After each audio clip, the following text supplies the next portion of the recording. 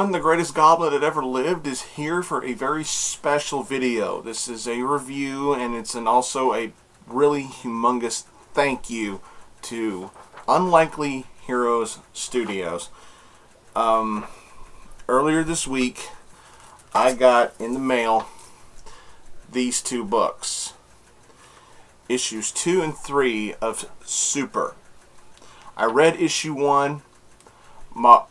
My bro, Chris, the Mount Vernon kid, he hooked me up with the first issue.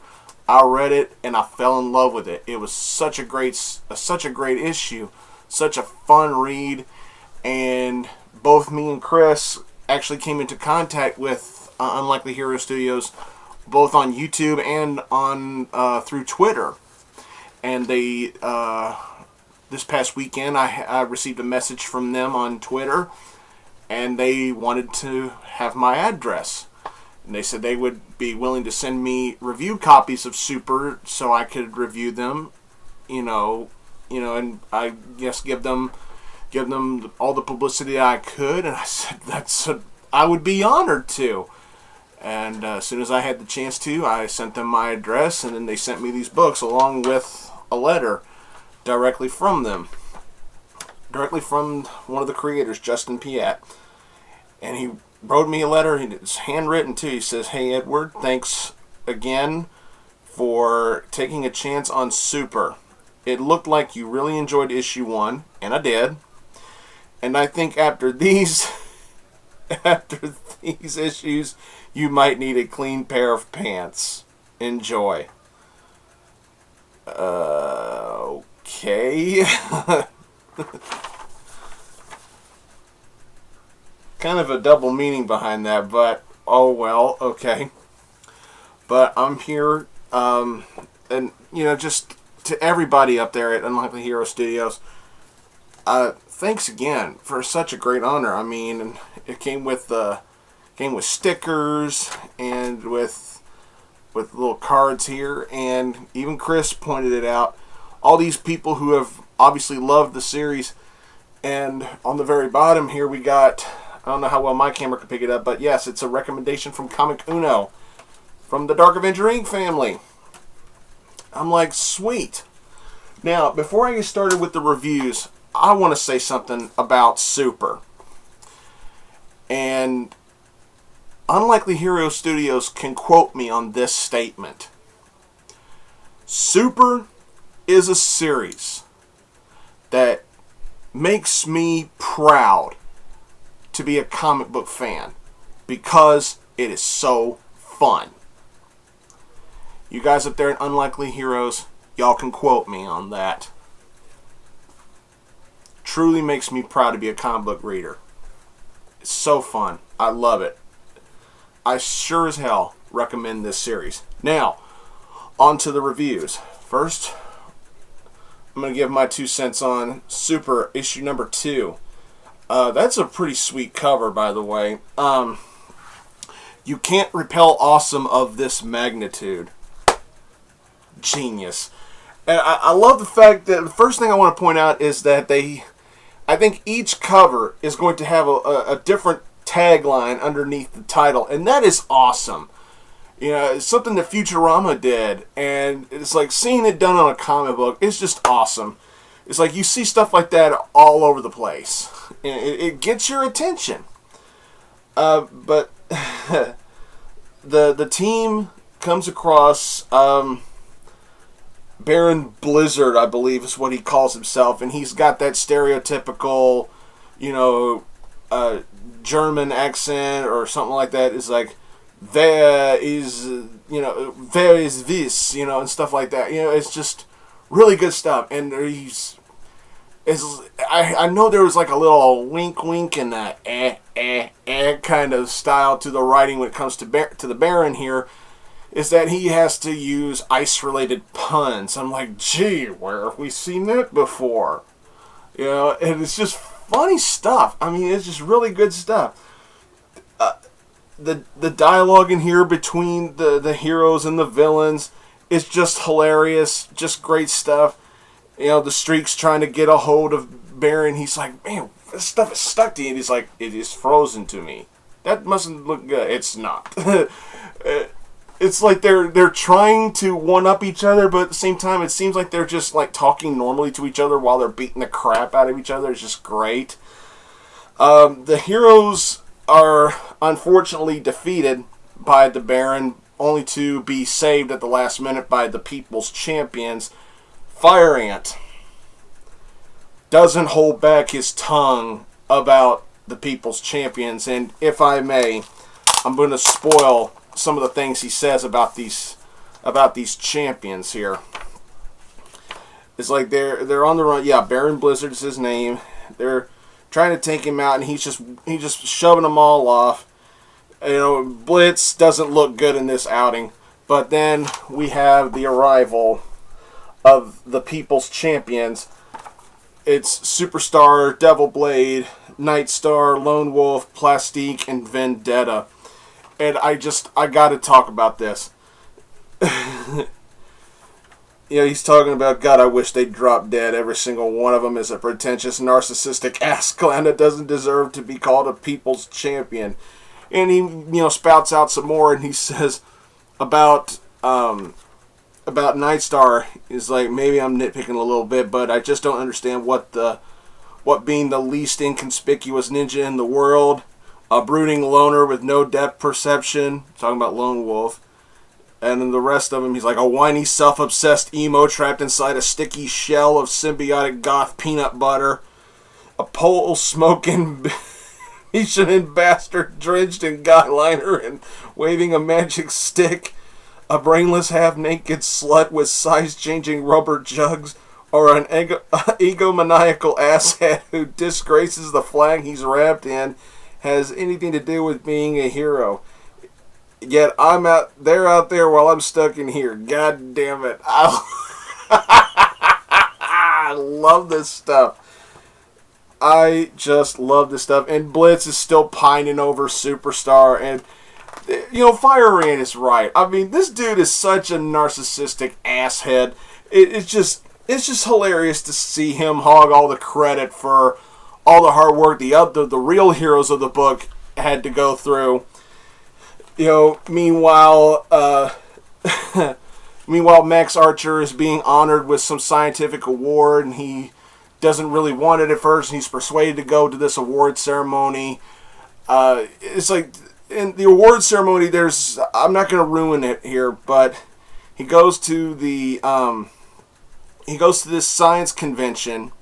It's full of nothing but scientists and science nerds and everything like that. But in these pages, there are so many pop culture references in here that it's just simply magnificent.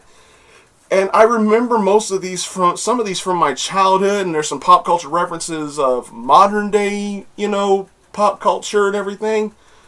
But I am not going to ruin a single one of them. I mean, it's like you just see winks and nods. It's like, hey, there's this person and there's that character. I remember that guy. I remember this. I remember that. It's just a whole bunch of stuff just, kind of just wedged in there so that way you can see it, but it doesn't really have that much of an impact on the actual story. It's there to get you chuckling. It's there to make you geek out. And sometimes you need stuff like that in a comic book. It's just great stuff. It's like seeing all these scientists and all these great minds, communicating with each other. It's like they try to put on this friendly front, but in reality, they're just a bunch of dicks to each other. It's just hilarious. I love that. It's like when Archer gets the award, he's like, in your fucking face. And I'm like, yes. He's such an asshole. I love it. They talk about what scientific achievements he's going through, and then the party's crashed by probably one of the grossest looking monsters I've ever seen in a comic book. And to me, it's just awesome. Not to mention that Blitz and the unquenchable Lush show up. A basic take on the Lush. I love this character, the Lush. He's kind of like a take on the Hulk, except instead of getting him angry to get into, to power up, he has to get drunk, and he doesn't change size at all. He just increases in body strength and all that stuff, and it's just That's hilarious. You know, you think you're going to get a parody, a full-blown parody of the Hulk, when all you got to do is just get him drunk and he becomes rage and power, and he doesn't change appearances at all. I mean, that's just hilarious. Very funny. And I love I love some of the dialogue near the end of the book, but I think I've ruined too much. I think I may have ruined a bit too much of this. I want to, you know, keep some of it, you know, spoiler free, because I want y'all to go find this. I want you to find this. I want you to read it. I want you to enjoy the hell out of it, because I thought it was fantastic. Spectacular follow-up to issue 1. Just great stuff. I didn't talk about everything in here because, like I said, I don't want to spoil too much. But just great stuff in here. And that leads us into issue 3 of Super, which, by the way, happens to be autographed by 3 of the people on here. Yeah. Let me go ahead and take this out of here, so maybe y'all can get a, you know, a better look. They sent me an autographed review copy of this book, and I was just like, you know, Zach Dolan, Tara Capel, and Justin Piat. I mean, I should thank you just for the books alone, but then you took that time out to actually autograph the book. I mean, wow, you talk about being incredibly honored. I might frame it. I might, you know, put this on display somewhere, because this is just awesome. And I love this little advertisement on the back, all the heroes of Super, how they look as little cartoons. I thought that was very cute. But yeah, this creature right here has got to be one of the nastiest looking creatures in comic books. It kind of reminds me of the shit goblin from Dogma. Kevin Smith movie, look it up. But if I could sum up the beginning of this issue in one phrase, it would be, "Great googly moogly." I had to. The police have got their hands full with this new minor villain called Red Mask, and he's just such a bastard. But, you know, it's like I'm thinking I'm getting a laugh out of the beginning of the issue, and then 2 or 3 pages in, I learn the identity of Silhouette. You know, the character in the trench coat and hat with the green ankh and the green glowing eyes. We get to learn the identity of Silhouette, and I went, whoa! Totally not what I was expecting, but interesting. Let's see how they can roll with that. Very surprised, but in a good way. It's like, now that I think about it, you know, that kind of a person being a superhero, it makes sense. But it turns out that this, you know, minor spoilers in here, it turns out this creature is a former colleague of Max Archer, who was impatient about his science experiments and everything like that, and it turned him into this, and he's kind of like some sort of acidic touch to him and everything like that for the most part.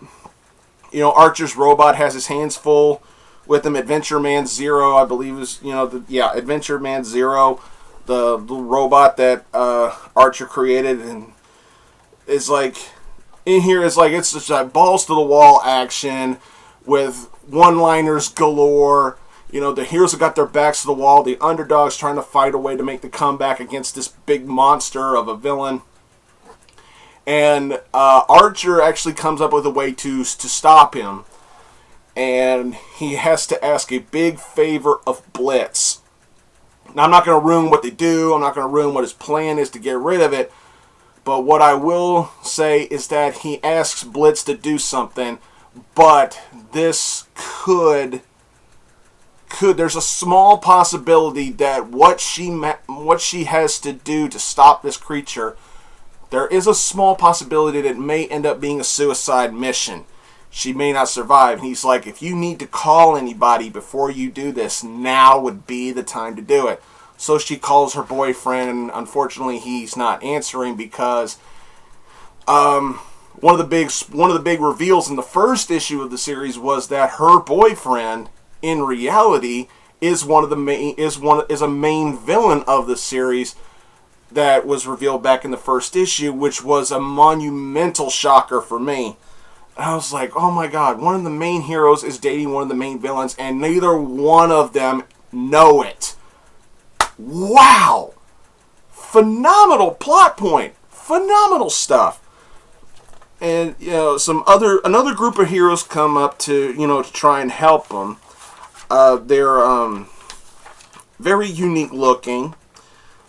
But it's the Guild of Guardians, and how they arrive in the book is just cute. Just really, really cute. Loved it. Fantastic stuff. I got a huge laugh out of that. And do the heroes win the day? I'm not gonna ruin that. But the book ends very well. They do stop the creature. I will ruin that. They do stop the creature, but I'm not going to ruin how they do it. I'm not going to ruin who does it. But the way the book ends was very nice, and I loved that whole dun dun dun kind of moment at the end of the issue. Wasn't necessarily a cliffhanger. It was just one of those dun dun dun kind of moments that made you think, that will make you think, oh man, this is going to go somewhere, you know, but just not right now. You know, it's one of those kinds of moments that really captivates you, and it's one of those kinds of moments that will keep you interested on what's going to go on later on in the series. I thought it was a phenomenal read. Just great, great stuff. I can't say enough good things about this series. Let me put it back in the bag here. But yeah, but there you go. There's my 2 cents on Super issues 2 and 3. I thought these were amazing reads. Just simply greatness, just simple greatness from Unlikely Heroes Studios. I have to give props to absolutely everybody who worked on these books. I mean, I fell in love with the series on the first issue, and then I was honored, and I was given this great honor by the publishers themselves, and they've got my support, and I look forward to, you know, to reviewing this more and more often. If they want to keep sending me review copies, I'll be glad to read them. You know, I guess they know my financial situations are a little bit weak at the moment, but just great, just pure greatness here. This is just wow. I really can't honestly say anything bad about this series at all. At all. This, to me, is a series that equals perfection when it comes to solid, fun reading when it comes to comic books. I really can't complain about anything at all. I can't even nitpick about anything. I can't find anything to nitpick about. Fun, simple perfection. That's all I gotta say. And I want to thank everybody in Unlikely Hero Studios for sending these to me. And I look forward to more. Just wow. Just simply wow. Well, I want to thank y'all for joining me here for this special video here on my blugoblinX channel. Please subscribe to this channel, please. You won't regret it. Don't forget about my other channel, Blugoblin01. And big props to my bro, my student at the Mountain Burning Kid. And I'm sure he's thanked everybody in UH Studios as well. Follow Unlikely Hero Studios on Twitter follow him on Twitter at UH Studios. Don't forget to follow me at Blugoblin01 on Twitter.